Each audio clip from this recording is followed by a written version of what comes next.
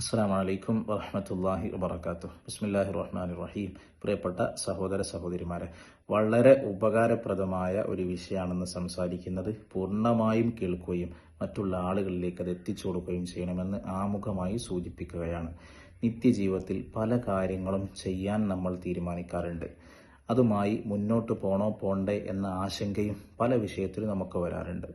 ഇത്തരം ഘട്ടങ്ങളിലൊക്കെ എടുക്കുന്ന തെറ്റായ തീരുമാനങ്ങൾ കാരണം പിന്നീട് അതിൻ്റെ പേരിൽ വലിയ മാനസിക സംഘർഷത്തിലേക്കും അല്ലെങ്കിൽ വലിയ സാമ്പത്തിക നഷ്ടവുമൊക്കെ വരാൻ സാധ്യതയുള്ള പല വിഷയങ്ങളുണ്ടാവും. ഉദാഹരണത്തിന്, ഒരു ബിസിനസ്സുകാരനെ സംബന്ധിച്ചിടത്തോളം അവൻ കച്ചവടം പുതുതായി ആരംഭിക്കാൻ വേണ്ടി നിൽക്കുകയാണ്.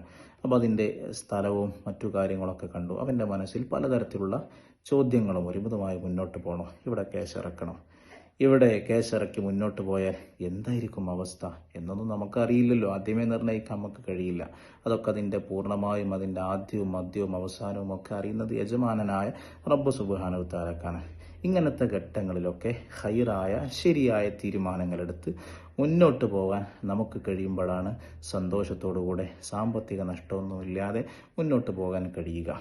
ഇത്തരം ഘട്ടങ്ങളിൽ, ഇതുപോലുള്ള സാഹചര്യങ്ങളിൽ വിശുദ്ധമായ ദീന് ഖൈറായ ഒരു തീരുമാനം നമുക്ക് ലഭ്യമാകുന്നതിന് വേണ്ടി ഒരു നമസ്കാരം നമ്മെ പഠിപ്പിക്കുന്നുണ്ട്.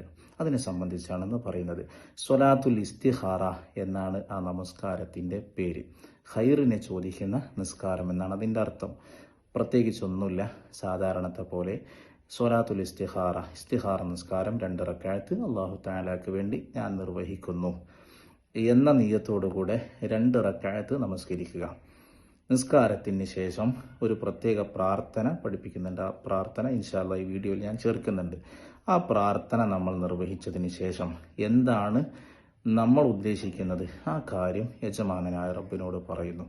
അത് പറയലോടുകൂടെ നമ്മുടെ ഉള്ളിലേക്ക് അതുമായി മുന്നോട്ട് പോണോ പോണ്ടേ എന്ന് തെളിഞ്ഞു വരും. പോണമെന്നാണ് തോന്നുന്നതെങ്കിൽ ഇൻഷാ അല്ലാഹ് അതുമായി മുന്നോട്ട് പോയാൽ നമുക്ക് ഖൈറാണ്. അല്ല, അതിൽ നിന്ന് പിന്മാറാനാണ് തോന്നുന്നതെങ്കിൽ അതാണ് ഖൈർ എന്നതാണ്. മഹാനായ റസൂലുള്ളാഹി സ്വല്ലല്ലാഹു അലൈഹി വസല്ലമ തങ്ങൾ പഠിപ്പിക്കുന്ന ഒരു ഹദീസിൽ നമുക്ക് ഇങ്ങനെ കാണാം: മാ ഖാബ മൻ ഇസ്തഖാർ. ഇസ്തിഖാറത്ത് നടത്തിയവൻ പരാജയപ്പെടില്ല, അവൻ വിഷമിക്കേണ്ട സാഹചര്യം ഉണ്ടാവില്ല. എത്ര കൃത്യമായാണ് മുഅ്മിനീങ്ങളെ ഹദീസിൽ പഠിപ്പിക്കുന്നത്. എത്ര വിലപ്പെട്ടതാണ് ഈ നമസ്കാരവും പ്രാർത്ഥനയും എന്ന് നമ്മൾ മനസ്സിലാക്കണം. അനസ് റളിയല്ലാഹു അൻഹുവിനോട് പറയുന്നുണ്ട്: അനസ് എന്നവരെ, നിങ്ങളൊരു കാര്യം ചെയ്യാൻ ഉദ്ദേശിച്ചാൽ ഇസ്തിഖാറത്ത് നടത്തണം എന്ന് ഹദീസിൽ കാണാം. ഏതായിരുന്നാലും ആ നമസ്കാരത്തിന് ശേഷമുള്ള പ്രാർത്ഥന ഞാൻ ചൊല്ലുകയാണ്.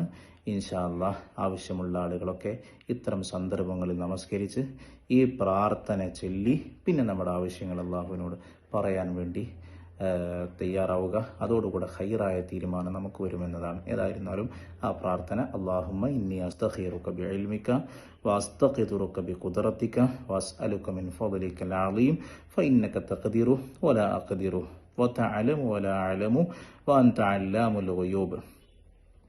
اللهم إن كنت تعلم أن هذا الأمر خير لي في ديني ومعاشي وعاقبة أمري فاقدره لي ويسره لي ثم بارك لي فيه.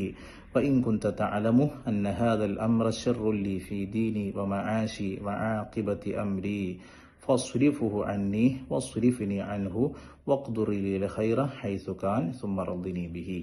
ഈ പ്രാർത്ഥന ഉച്ചരിച്ചതിന് ശേഷമാണ് നമ്മുടെ വിഷയം അള്ളാഹുവിനോട് നമ്മൾ പറയേണ്ടത്. അതോടുകൂടെ നമ്മുടെ മനസ്സിലേക്ക് എന്താണോ ചെയ്യേണ്ടത് ആ കാര്യം തെളിഞ്ഞു വരുമെന്നതാണ്.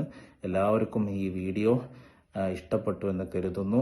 അത് ആവശ്യമുള്ള ആളുകളൊക്കെ ആ ഘട്ടങ്ങളിൽ ഉപയോഗപ്പെടുത്തുകയും നിങ്ങൾ ഈ അറിവ് മറ്റുള്ളവരിലേക്ക് ഷെയർ ചെയ്ത് കൊടുക്കുകയും ചെയ്യണമെന്ന് ഉണർത്തുകയാണ്. അള്ളാഹു ഖൈർ നൽകട്ടെ. നമ്മുടെ കാര്യങ്ങളും തീരുമാനങ്ങളൊക്കെ അള്ളാഹു സന്തോഷത്തിലാക്കി തരട്ടെ. ആമീൻ ബിറഹ്മതിക യാ അർഹമർ റഹീമീൻ. അസ്സലാമു അലൈക്കും വറഹ്മത്തുള്ളാഹി വബറകാതുഹു.